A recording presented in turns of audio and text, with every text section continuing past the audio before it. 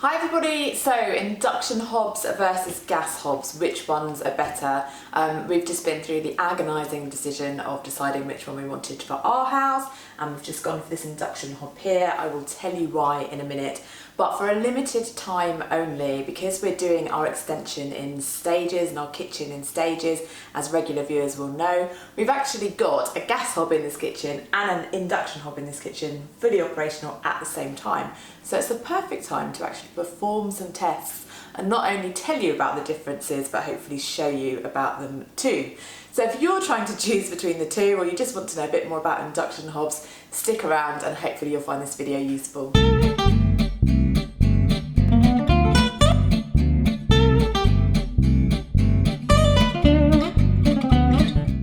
Now, one of the major selling points of induction hobs over gas hobs and even electric hobs actually is that they're supposed to be much quicker, and people are pretty evangelical about this.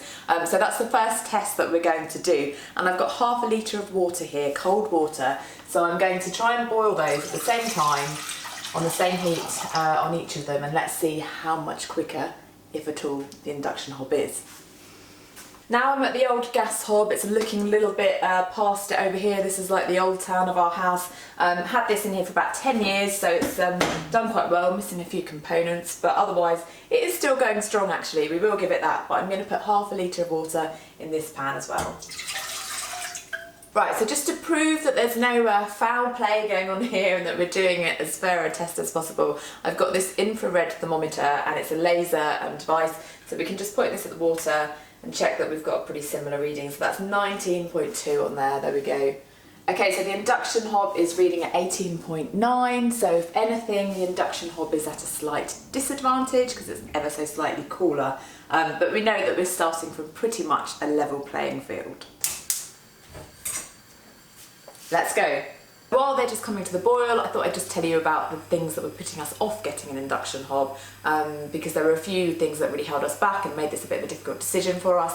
Now, I won't go into loads of technical detail now about the EMF radiation side of it. I'm just going to post some links to the most useful articles I found below.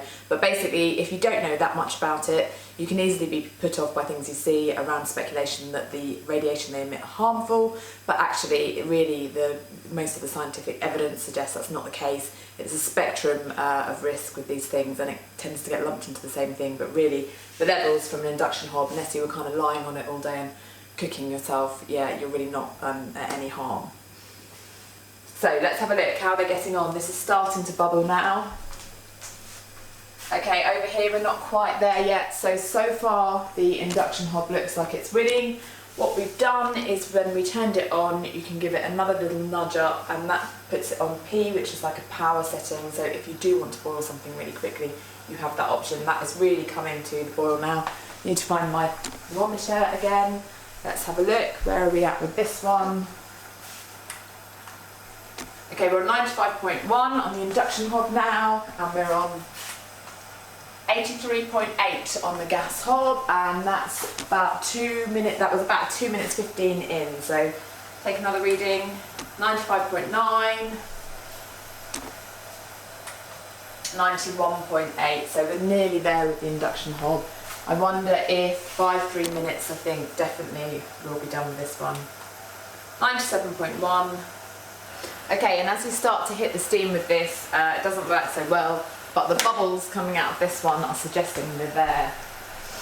This one is still a little bit behind, so I'd say within less than 3.5 minutes this came to the boil, and that one was about 10 to 20 seconds behind. So another selling point of this is how responsive it is and how quickly easily you can change the temperatures. So we're there now, it's boiling, but we can turn it right down quite quickly, and you'll see that straight away it just starts to simmer, that all drops, and it's just not bubbling at all.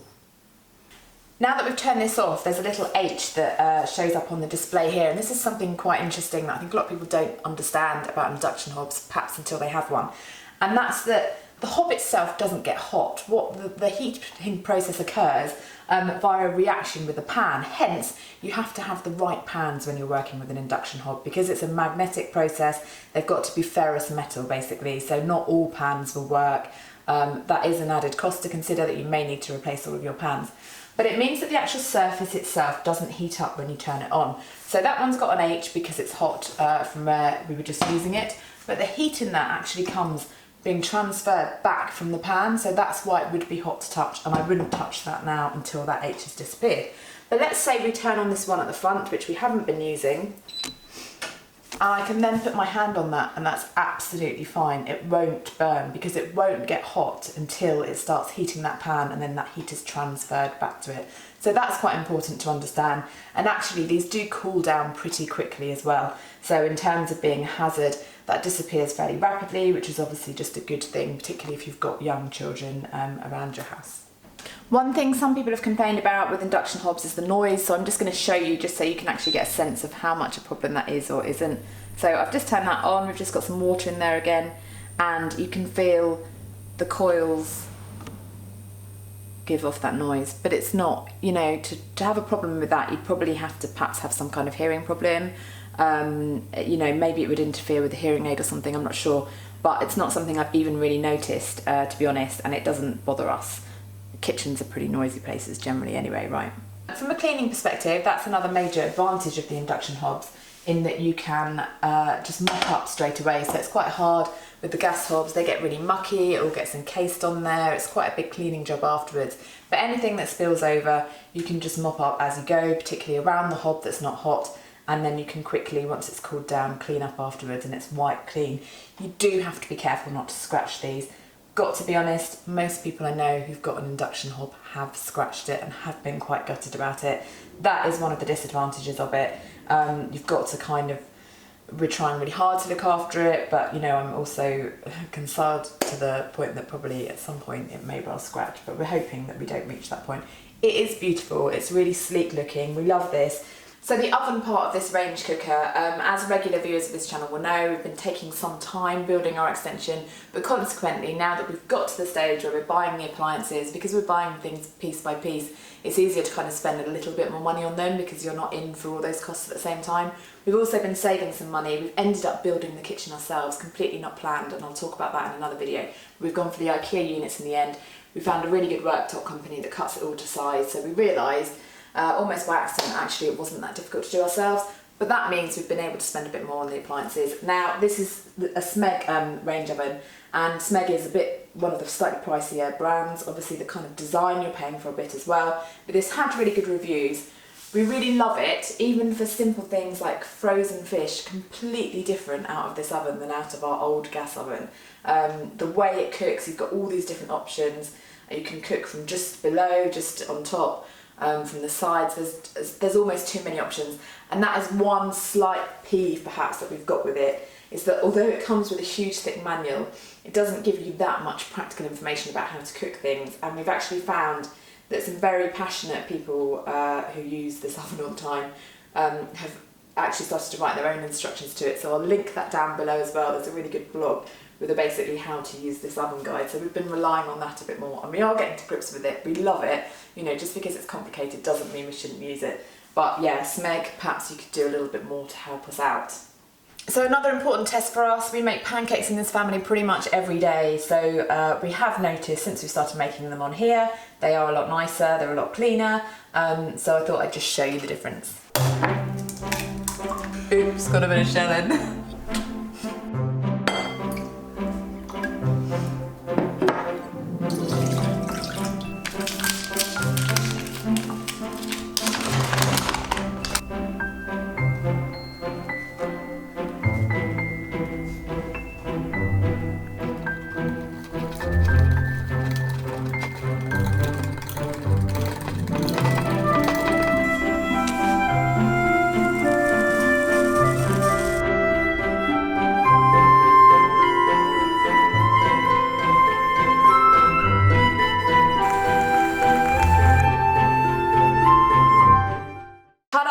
There we go, we've got a pancake cooked on an induction hob and a pancake cooked on a gas hob. The main benefit of the induction hob for us is much quicker to use. So it was making cooking a joy in the morning. Cooking pancakes seems like no hassle at all. It's not as messy, it's clean, it's enjoyable, it's quick. But if you really fancy an induction hob and it's not something you're able to, you know, change to at the moment, I would just say we've had to invest in some new pans in order to use this. And actually just using one of those over on the gas hob has massively improved the pancakes that have come out of there. So it's well worth just investing in a new pan or two if you want to improve your cooking experience and you're not in the stage to perhaps get an induction hob at the moment. If you have any other things that you'd like to see us cook, please do let me know in the comments down below, because we're going to have these two in here for the next few weeks, perhaps a month. So we've got the opportunity to cook other things. My mum in particular, for example, who is an avid cook, is really keen that I prove to her that you can cook a white sauce as well on an induction hob as you can on a gas hob, because she cooks from scratch every single day, has done forever, and she probably makes a white sauce 2 or 3 times a week, and that's an important component of a lot of her meals. So I've got that challenge already. I'm going to do that and report back on that one. But if you'd like to see us try anything else, because that was, when we were researching it, that was something that we really wanted to kind of see. Like, lots of people were talking about it, you could read articles about it, but I really wanted to understand like how much of a problem that noise issue was and the rest of it. And I really, yeah, for someone who was on the fence, just we are converted. We love this. It's like I say, it's made cooking a pleasure. Quick update on the rest of our project. Like I said, we're doing it in stages. We've got the back of this kitchen here. We've built those IKEA cabinets. We've worked out the other ones that we needed. We went for IKEA in the end. It wasn't our original plan, but it's actually meant that we can put the kitchen together ourselves, which is amazing. Took us a kind of an afternoon to build those 2 units. We've got an extraction fan to fit in here. We've got to do obviously all of the ducting out of that back in the utility room. Then we can put the other units in there. Then we can do the peninsula. We have done the floor. It's beautiful. We love it. We're absolutely thrilled with that. We've got a dishwasher for the first time in our lives, which is just ridiculously exciting. So that's transformed our lives as well. A lot of people have said to me that have built extensions that they regretted not spending more on the appliances. So we are splashing out a little bit on some of the appliances. We have got a little bit seduced by the Smeg stuff because it looks so great, but also has had really good reviews. So it's all coming together, and I will update you obviously on everything in a separate video. But if you enjoyed this video, please, as always, give it a thumbs up. If you enjoy this kind of content, house content, renovation content, please, I would love it if you consider subscribing and hit the bell notification button. Yeah, it is a button as well. That would be fantastic. Thank you very much for watching. As always, that's all for today. Bye bye.